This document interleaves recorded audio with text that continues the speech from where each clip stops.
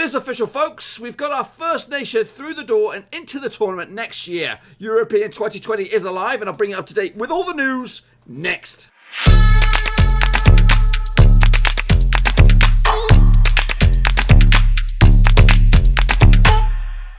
That's right, folks, back once again with another prediction video. This time we're taking a look at Matchday number 8 out in the European 2020 qualifying campaign, and I'll bring you up to date in just a second. If you're new to the channel, smash your subscribe button to keep you bang up to date. All things European 2020, Blackburn Rovers, whoa, football, we're going to hear Warowski. Yes, nation number 1 through the door, and I'm sure we're not going to be too far behind at the end of the next couple of days. I think we'll see a few nations also qualify. We'll talk more about that in just a second.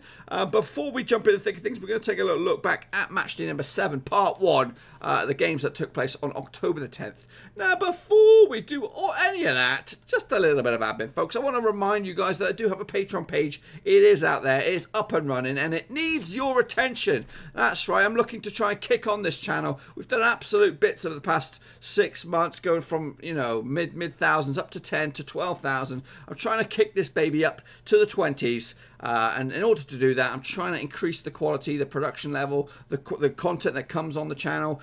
It's not easy. It does require a lot of hours, and I'm hoping that maybe you guys can offer me an alternative view of support, and that is through Patreon. I've got 3 tiers of support ranging from just $1, $1 a month. That's less than a packet of sweets, really, and then all the way up to $10, and each one of the 3 tiers offers different perks and privileges and all that kind of stuff. So if you are at liberty, or you know, feel that this could be something that you'd like to do, check it out in the description down below. But anyway, let's plow on forward and take a little look back at the results and of course my predictions. Now, this is actually the second time I recorded this video. Do you know why? Because I've got big fat toes and I pressed the power switch and I switched everything off. So hopefully I'll keep my toes strapped to my back of my legs. Anyway, Belarus up against Estonia. These are the games again. Took place on October the 10th. These two are the whipping boys of the group. Ended up as a 0-0 draw. Couldn't really separate the two sides. First point on the board for Estonia. Actually went with a 2-0 win for Belarus, so I got that one wrong. Next up was a bit of a tasty one. 15 minutes to go before the end of the game. Netherlands were 1-0 up, and they were probably on the way through to the tournament themselves, because obviously Netherlands and Germany dominate this group. But unfortunately, the wheels did come off once they got their noses in front, and it was pretty much an instant equaliser, and then they just fell apart. I think their heads would have gone, you know, confidence was sapped. That's the mentality. That is the mentality right there. Shows of the less powerful football nations. Whenever they get into those positions, it would have been, you know, I have seen big nations collapse as well, but more often than not, Northern Ireland were hoping at best to get a draw. When they take the lead 1 minute with 15 minutes to go, 1-0 up, and you're thinking, you know what, we might pull off here.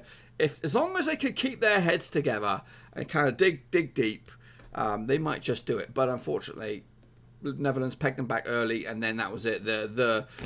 All the effort had gone through the floor, and the Netherlands just added a couple more to make sure of it. And eventually, they took home all 3 points. So big win for them. That puts them top of the pops out in Group C. We'll look at the tables in a second.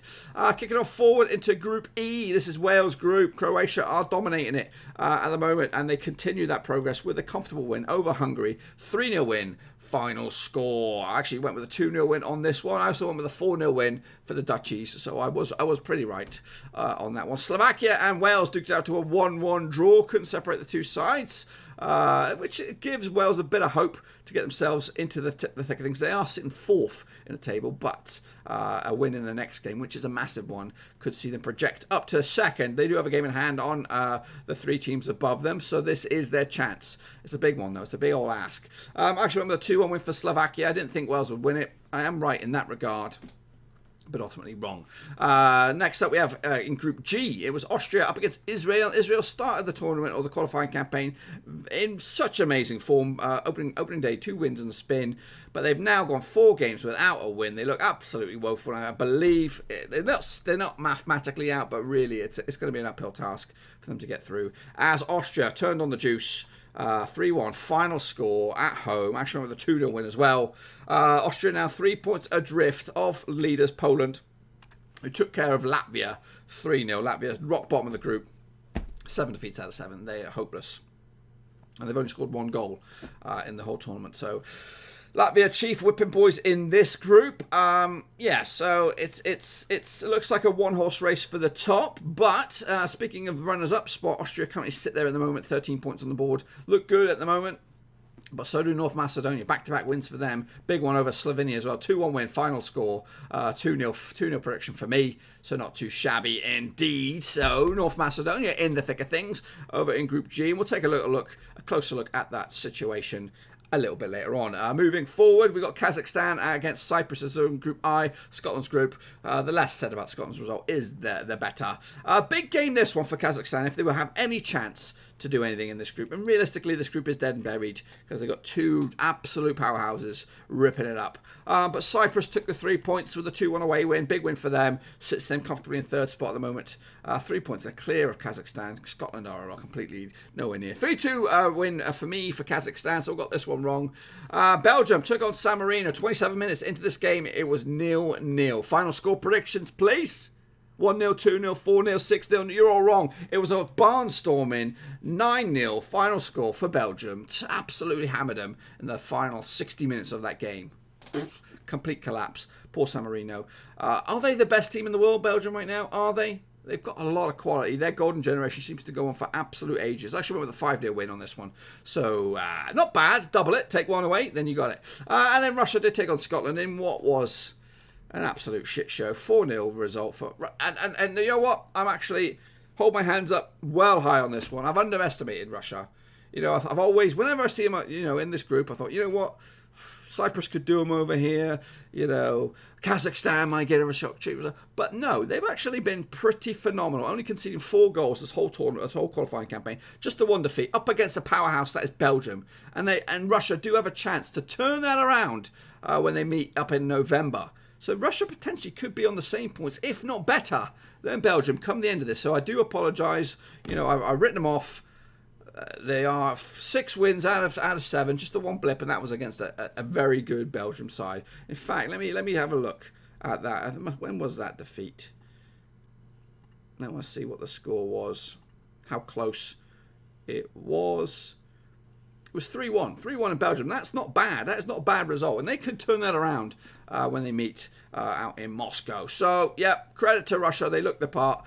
Anyway, let's kick it on forward. Take a little look at the situation. That is the table. So this is what it looks like currently in Group C. That's the top one. Netherlands and Germany and Northern Ireland all on 12 points. But the Dutchies and the Germans have a game in hand on those opponents. I don't think they're playing each other. I think they've already done that. Identical goal difference. Identical goals scored. Identical goals against.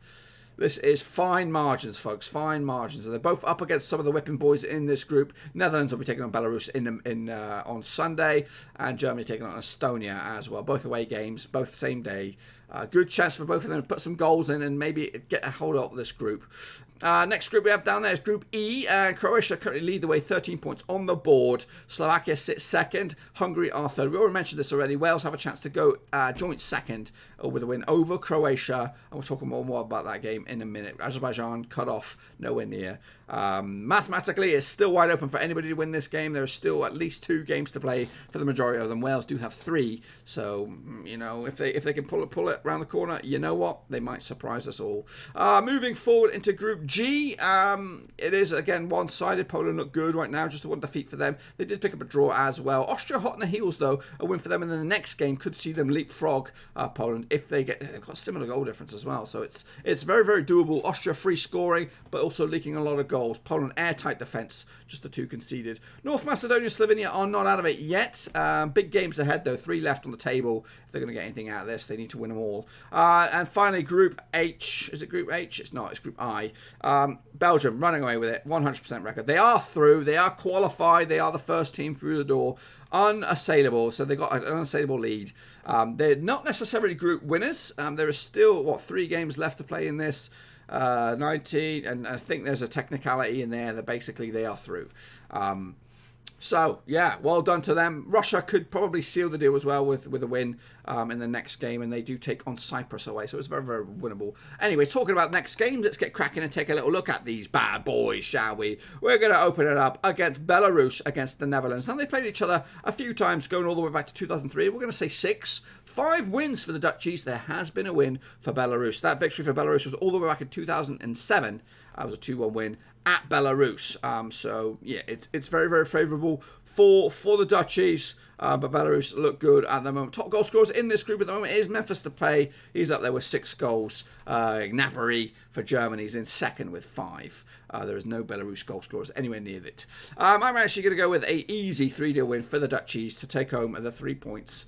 And then potentially put themselves, what was it, be on 15 points on the board. Next up we have Estonia against Germany. Going back, they've only played the one time. That was earlier in the campaign, and it was an 8-0 stuffing by Germany at home. Absolute craziness. I just want to have a look at that. Gnabry scored 2 of his goals so far in the tournament in that game. Big game that was. I mean, a lot of big players involved. Timo Werner, Leroy Sané, Marco Reus got a couple as well. Would it be a similar sort of thing? Possibly. I would say so. The form book suggests Germany are in the weaker form at the top 2. They did lose to the Dutchies not too long ago.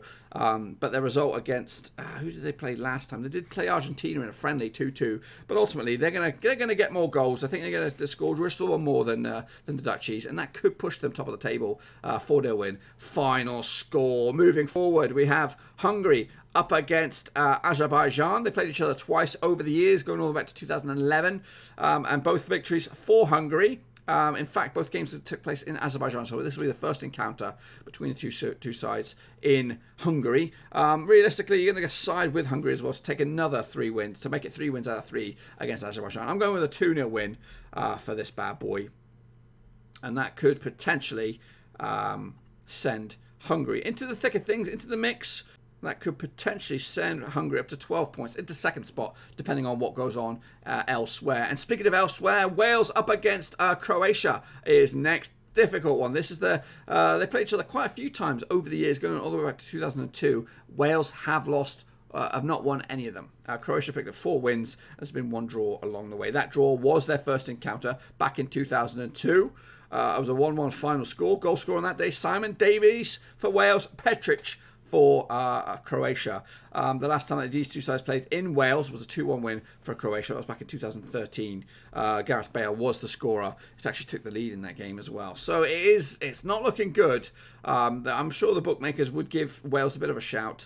But win this game for Wales and you're back in the thick of things, you'll be up to 10 points. But for me, what have I gone? I don't think I've sided with... I have sided with Wales. 2-1 win. Final score, Wales to nick it, to surprise us all and get us back into the thick of things in Group E. Moving on to Group G. Very, very difficult games in this one. Poland taking on North Macedonia. This is the 5th time that these two sides have played each other over the years, going all the way back to 2003. 3 wins for Poland on this one, 1 draw along the way. That draw was all the way back in 2008 in Poland. The last time that these two sides, the one and only time that these two sides have played in Poland. So maybe that will be a bit of a positive influence for North Macedonia. The current goal scoring bananas in these bad boys, Lewandowski leads the way with 5 goals so far. However, Elmas for North Macedonia is in there as well with 4 goals in the campaign. North Macedonia with 11 points on the board, 2 wins on the spin. Poland, though, just a 1 win out of 3. So maybe that will be another deciding factor on this one. For me, I don't see it happening now. I think Poland will comfortably win 3-0 and take the 3 points and go top of the pops with 19 points. Will that be enough to get them through, qualify? We'll see. Slovenia taking on Austria. Now, these two sides have played twice over the years, going all the way back to just last year. Both wins for Austria, but this is the first time that they've played each other in Slovenia. Slovenia come into this in 4th in the table, just the 1 defeat out of the past 4 matches. So that's not bad form. Austria on the flip side, unbeaten in 5, so looking good right now. Austria do have the 2nd highest top goal scorer in the moment with Arnautovic for Austria.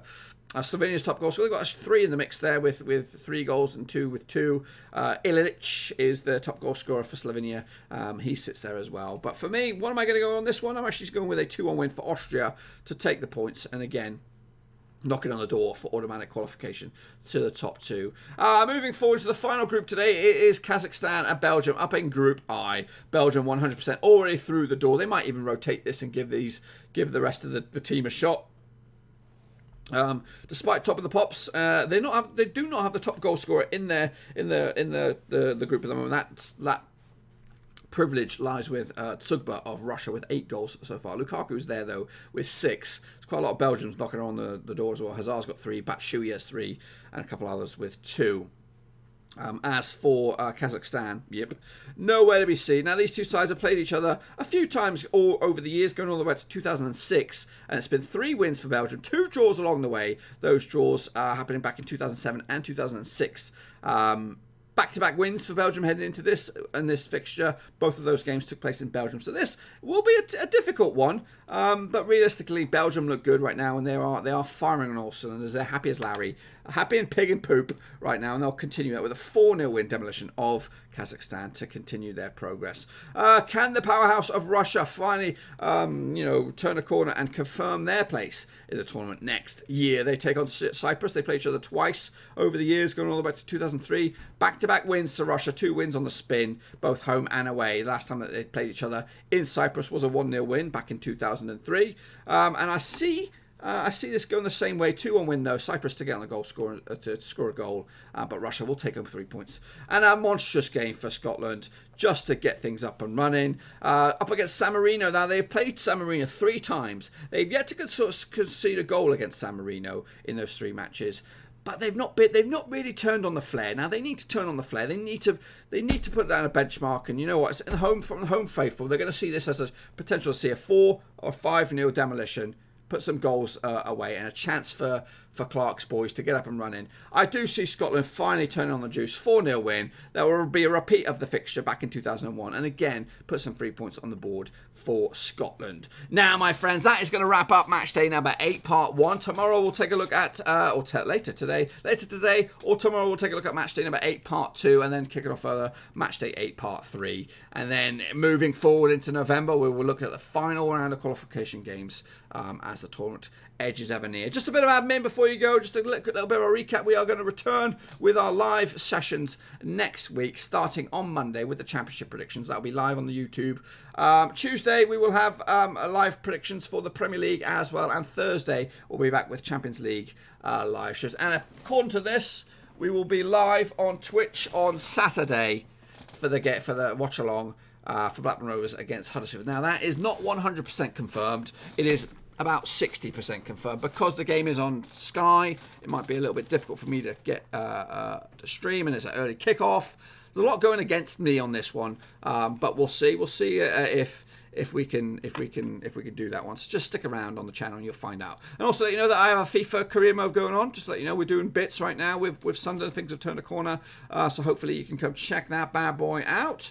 And that, my friends, is all I've got for you. Hopefully you did enjoy this video. If you did, give it some love, folks. Give it some love. Send it up the old YouTube algorithm. Get it up there. And if you are new, smash that subscribe button. I need the viewers. I need the subscribers. Let's push this baby forward to 13,000 boys and girls. We're getting forever closer. I do appreciate your viewership. And again, a reminder that Patreon is out there. Links to everything. All my stuff is in the bottom there. My Twitter, my Facebook, Patreon, the Twitch. There is an app out there. If you're a big Cast the Cat fan, there is an app out in the universe. I think it's in the description. Click on it. It's only on Android though. We never did get it on iPhone. But anyway, I'm going to bounce out of here. Hopefully you enjoyed the video. Smash the likes, smash the thumb, give me your predictions. I want to know what you think will happen in these games. I'll see you all very, very soon. Until then, thanks again for watching. Please like, share, and most importantly, hit the subscribe button to keep you bang up to date with all things Blackburn Rovers related, championship related, football related. We've got it all covered right under one roof. And while I still have you, please be sure to check out some of the old videos scattered along here.